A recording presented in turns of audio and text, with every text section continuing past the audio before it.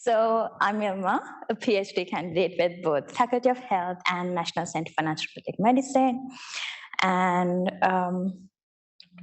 so to talk a bit about myself, I haven't been in the academic setting for a while. So I graduated some time ago, almost a decade ago. And then I was involved in a lot of multidisciplinary work. So I was involved with forensic work, cancer exosome work, drug delivery systems development, and even organic agriculture. So I was an agricultural microbiologist as well in the industry. And then I started my PhD. And today I'm going to talk to you about the first phase of my research, which actually looked at identifying traditional herbal medicines using a scoping review. And this project is actually a very one-of-a-kind type of a project. It marries traditional knowledge with preclinical research at the moment. And it's it's slightly similar to what Katrina is doing with UTIs. So my project supervisors are Dr. Andrea. We share her as a primary. She's amazing. And we've got Dr. Janet as my co-supervisor. So we'll look through what it is. So I'll start off with a bit of stats. So cancer is still among the top 2 causes of mortality before the age of 70 in most countries. And by 2040, we are expecting a 47% rise in the global cancer burden. So when you see the stats there, you do see this. These stats are from 2020, and lung and colorectal cancers had the highest number of deaths among both sexes. So, and when we looked at the data for 2021, it was expected that lung and colorectal would have the highest cancer death causes in Australia as well. So because of this high morbidity associated with these 2 cancers, we actually focused our project on lung and colorectal cancers. So to talk about, this is a slight definition about how cancer develops. Like, I didn't want to go into details about mutations and stuff. So it's generally a healthy cells that in a normal healthy cell, when you have alterations that accumulate and cause genetic instabilities, it gets transformed to a cancer cell.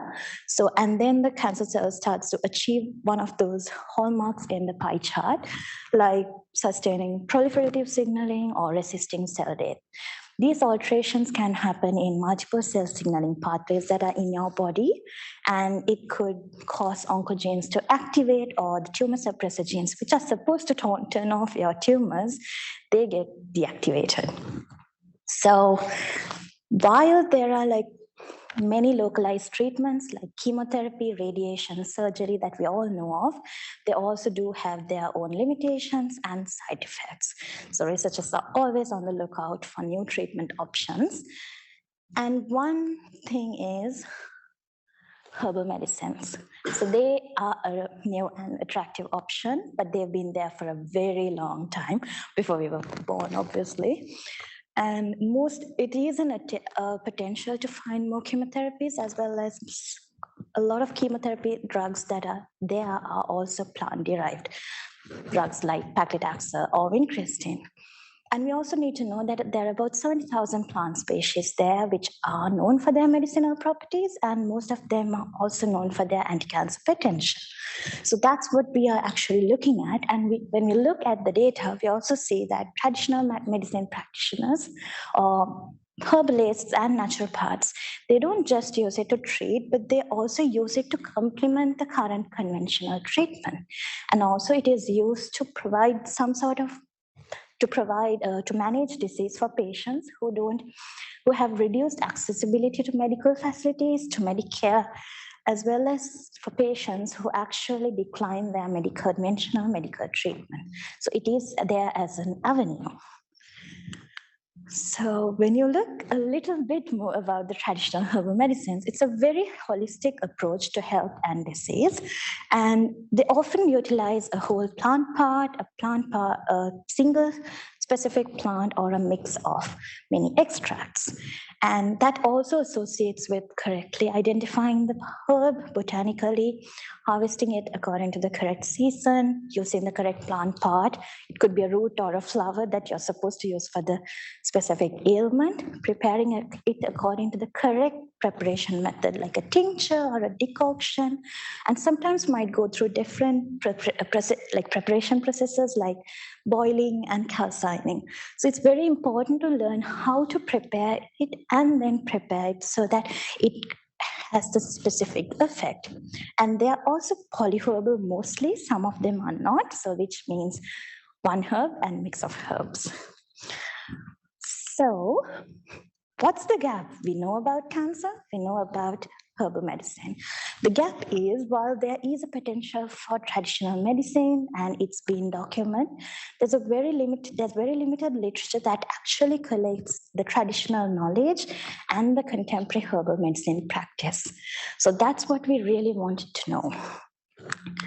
So we started developing a scoping review, so which actually aimed to synthesize all that traditional and contemporary herbal knowledge out there with a specific focus on what herb was used, what plant part, how it was prepared, what it was aiming to manage in cancer.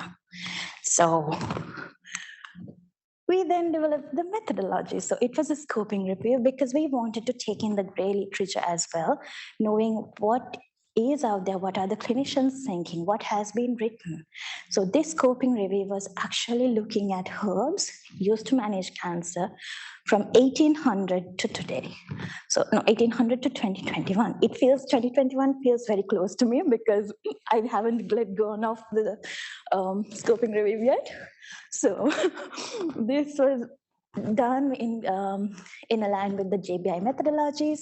The protocol was developed and we submitted it to OSF in 2021.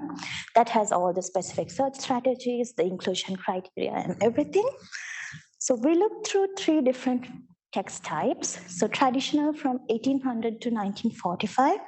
It looked at all types of cancers because we weren't sure whether they differentiated between which organ had the cancer. So we looked at all cancers. And then contemporary texts from 1945 to 2021 and case studies from any time period. And they focused on lung and colorectal because the studies were just becoming too much. And we wanted to drive the message around lung and colorectal. So those are the search sources that we went through. So we are looking at 1800s, right? I know it's not that clear, but I'll walk you through it. We didn't know whether cancer was called cancer in 1800. We had to find out the terms. What was recognized as cancer or abnormal growth in contemporary disease back in 1800? So we ran the searches and we found 22 Anglo-Saxon terms, which includes cancroid, canker, carcinoids, and even terms like crab, because they thought cancer is like a crab claw hugging onto you. So yeah, it's pretty interesting when you go into it. And then we do use these terms to actually develop the search strategy for our traditional texts. And then we ran the searches. That's the Prisma diagram on the corner. It's too big. I just couldn't make it clear. So we had 1,973 citations. And after going through each of them, inclusion criteria, eligibility, and everything, we had 50 texts. So we had 38 traditional texts, 10 case studies, and 2 contemporary texts. Then we started extracting our data, which is the methodology for a scoping review, right? But we just didn't want to know what herb helped with cancer. We also wanted to know what plant part did they use to prepare the preparation, how it was prepared, how did they administer it, what was the dosage that was given to the patient. So we extracted all those data, and that's just one example for echinacea, which is also known as purple cornflower, and that's one of the flowers that represents the herb. And that's for one herb, and we did it for all the herbs that we found. And we found quite a bit of herbs. So these are the results. So I'll walk you through the results for all 3 text types separately. And these are for traditional texts. So the bar graph there, it represents the percentage mentions of these herbs from 1800 to 1945. So I had 195 herbal entries, and out of that, we had 110 different herbal species. And the most common were Hydrastis, Echinacea, and Thoja. Those are the pictures there. So, as we also looked at what are the different plant parts and stuff, we found that roots were the most commonly used plant part. It was administered internally and was singly prepared and mostly looked at treating cancer as a cure, but some went into specific details and said, we are looking at retarding the growth of the cancer. So it was pretty interesting when we had all that data. Then we looked at contemporary. While we have that many citations, only 2 met the criteria. And we had 7 herbal entries, and these pictures actually show them. And some of the herbs include gotukola, cat's claw, turmeric, marigold, and all that. And we found that only turmeric or curcuma longa is occurring across both the texts, looking at how to reduce the risk of circulating tumor cells and stuff. And then case studies were mostly of Asian origin, and we found that it was very interesting because they used medication that's traditional medicine that's native to their own country, and it associates with using a herbal approach that's specific and unique to that patient and their ailments. And we also found they use it in conventional therapy, so in conjunction with it. So to summarize, we learned a lot of information about traditional herbs and contemporary herbs. We also found there's a huge loss of knowledge transfer from tradition to contemporary, aligned with the cultural changes that happened, political influences, scheduling of herbs because people found out some were toxic or some were endangered. These are studied in preclinical models at the time, but they are very active ingredient isolation driven. So you have a herb, you pick one thing that actually causes that, they think, and they test it out. What we want to test out is whether the entire herbal preparation actually has an effect. So I might go over just 1 minute because I really wanted to show this. So yeah, thank you. So that knowledge is not just contained in a paper. We're going ahead with preclinical research with this information. So we are actually sourcing those herbs, preparing them in the way the extracted data said. So if it's a tincture, it's a tincture, and then testing out in cellular models. The top picture there is a lung cancer cell line. The 2 bottom ones are colorectal cancer cell lines. Not completely working with humans, but this is a start. And it's also providing evidence base to these herbal preparations. So we'll be doing quite a bit of assays like MTS, beta, DO. It's very preclinical stuff and testing stuff, but it's interesting. This is just an example. So it's very similar to the plate Kat showed before. It's a 96 well plate, though it looks like that. It's like this tiny, a bit expensive as well. And then we do different tests in that. And these tests are associated with absorbance and then cell viability. Before we test herbs, we had to have a control, a known control that you can compare your data with. So we tested as curcumin as a herbal control. And curcumin is the active ingredient in turmeric that gives its yellow color, and it's been extensively studied. So that's why we chose.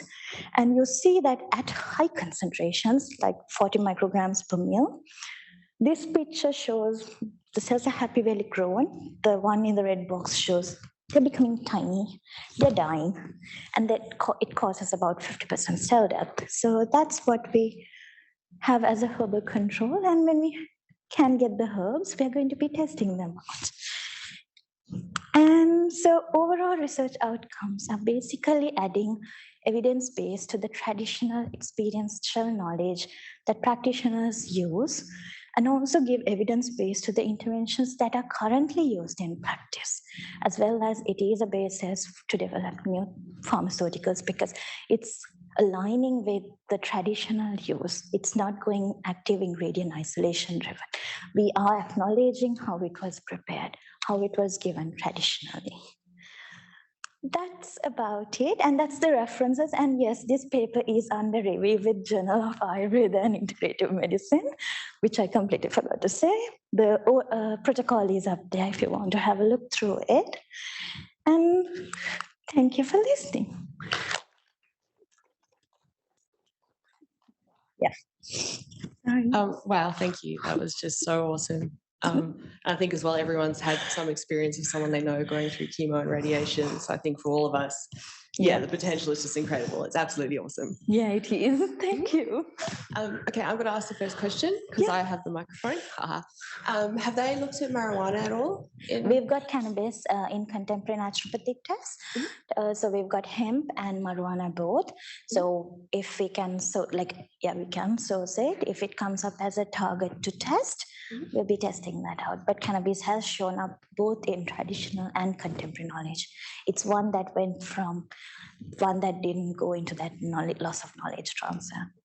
Yeah. Awesome. Thank you. Yeah. Thank you.